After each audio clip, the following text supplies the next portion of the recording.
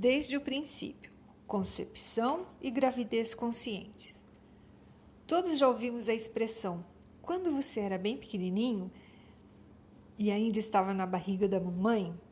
A frase mostra a felicidade de pais que realmente desejavam ter um filho e também resume as pesquisas genéticas mais recentes, que mostram que os pais devem se preparar meses antes de conceber um filho. A consciência e a intenção podem produzir um bebê mais inteligente, saudável e feliz. As pesquisas revelam que os pais agem como engenheiros genéticos dos filhos, bem antes da concepção.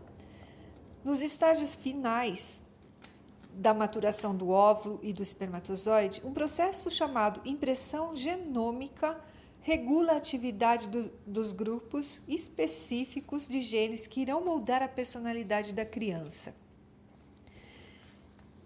Estudos sugerem que tudo o que se passa na vida dos pais durante o processo de impressão genômica tem influência profunda sobre a mente e o corpo da criança, o que mostra que a maioria dos casais não está mesmo preparada para ter um filho. Verne declara em Pré-Paternidade, como educar o seu filho desde a concepção. Faz toda a diferença sermos concebidos com amor, com pressa ou com ódio, e se nossa mãe realmente queria engravidar. Os melhores pais são aqueles que vivem em um ambiente calmo e estável, sem vícios, e têm um bom relacionamento com a família e os amigos. É interessante observar que as culturas aborígenes reconhecem há milênios a influência do ambiente no momento da concepção. Antes de ter um filho, os casais passam por cerimônias para purificar a mente e o corpo. Hoje, uma série de pesquisas documentam a importância das atitudes dos pais no desenvolvimento da criança desde o útero. Verne também escreveu sobre isso. As diversas evidências científicas que surgiram na última década nos levam a reavaliar as habilidades mentais e emocionais das crianças antes do nascimento. Os estudos mostram que acordadas ou dormindo, elas, as crianças, estão constantemente sintonizadas com as ações, os pensamentos e os sentimentos da mãe. Desde o início da concepção, a experiência no útero molda o cérebro, estabelece o tipo de personalidade, temperamento e a capacidade de pensar do indivíduo. Mas quero enfatizar que a nova biologia não é o retorno ao passado, quando se culpava as mães por todos os problemas infantis que a medicina ainda não compreendia, como a esquizofrenia ou a... Mães e pais estão juntos no momento da concepção e durante a gravidez, mesmo que apenas a mulher esteja carregando a criança. Tudo que o pai faz afeta profundamente a mãe, que por sua vez afeta o desenvolvimento do filho. Por exemplo, se o pai abandona a mãe e ela fica com medo de não ter meios para sobreviver, isso afeta profundamente a interação entre ela e o bebê. Da mesma maneira, fatores sociais como falta de emprego, de moradia, problemas de saúde ou as intermináveis guerras que obrigam os pais a se ausentar e servir ao exército podem afetar os pais e, consequentemente, o desenvolvimento do filho. A base da paternidade consciente é que tanto mães quanto pais têm as mesmas responsabilidades em termos de saúde, inteligência e de felicidade dos filhos. Claro, não podemos culpar a nós mesmos ou aos nossos pais pelos problemas em nossas vidas, nem na vida dos outros. A ciência se concentrou tanto no conceito do determinismo genético que hoje não temos consciência da influência das crenças em nossas vidas. E o mais importante, de como nosso comportamento e atitudes programam a vida dos nossos descendentes. A maioria dos obstetras ainda desconhece a importância desses fatores no desenvolvimento de um bebê. Aprendem na faculdade que o desenvolvimento fetal é mecanicamente controlado pelos genes, sem maiores contribuições por parte da mãe. Por isso, preocupe-se apenas com alguns aspectos básicos.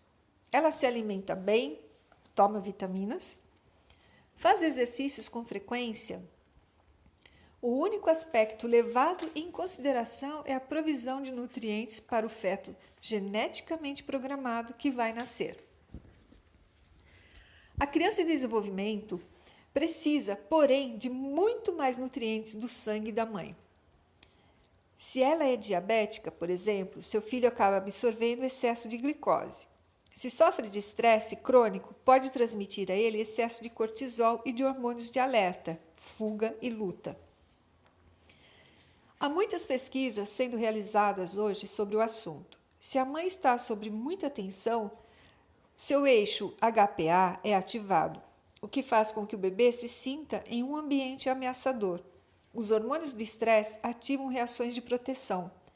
Quando entram na corrente sanguínea fetal, afetam os mesmos órgãos e tecidos que afetaram a mãe. Em ambientes de estresse, o sangue do feto se concentra mais nos músculos e na parte posterior do cérebro para atender às necessidades nutricionais dos braços e pernas e da região do cérebro responsável pelos reflexos de defesa, ativados quando a vida está em risco. Para manter a função desses sistemas de proteção, o sangue é retirado dos órgãos viscerais e os hormônios inibem as funções cerebrais. O desenvolvimento dos tecidos e órgãos fetais é proporcional à quantidade de sangue que recebe e das funções que desempenham. Ao passar pela placenta, os hormônios da mãe que sofrem do estresse crônico alteram profundamente a distribuição do fluxo de sangue no feto e modificam as características de desenvolvimento de sua fisiologia. Na Universidade de Melbourne, Marilyn Winter desenvolveu uma pesquisa sobre fêmeas de carneiro grávidas, que são fisiologicamente semelhantes a humanos, e descobriu que a exposição pré-natal ao cortisol pode elevar a pressão sanguínea. Os níveis de cortisol no feto desempenham um papel importante ao regular o desenvolvimento dos mecanismos de filtragem dos rins, chamados néfros. As células dos néfros estão envolvidas no processo de equilíbrio dos níveis de sal no corpo. Portanto, são importantes para o controle de pressão sanguínea. O excesso de cortisol absorvido de uma mãe sob estresse altera o desenvolvimento dos néfros do feto. Outro efeito do excesso de cortisol é que ele faz com que tanto a mãe quanto o feto passem de um estado de crescimento para um estado de proteção. Como resultado, o feto nasce menor. Condições negativas no útero, que levam ao nascimento de bebês com peso abaixo do normal, estão associadas a diversas doenças descritas por Nathaniels em seu livro A Vida no Útero, entre elas a diabetes, problemas de coração e obesidade. Por exemplo, o Dr. David Baker, da Universidade de Southampton, na Inglaterra, descobriu que meninos que nascem com menos de 2,5 kg têm 50% mais probabilidade de morrer devido a problemas cardíacos do que os outros, que nascem com peso normal. Pesquisadores de Harvard descobriram que meninas que pesam menos de 2,5 kg correm 23% mais risco de terem doenças cardiovasculares que as outras.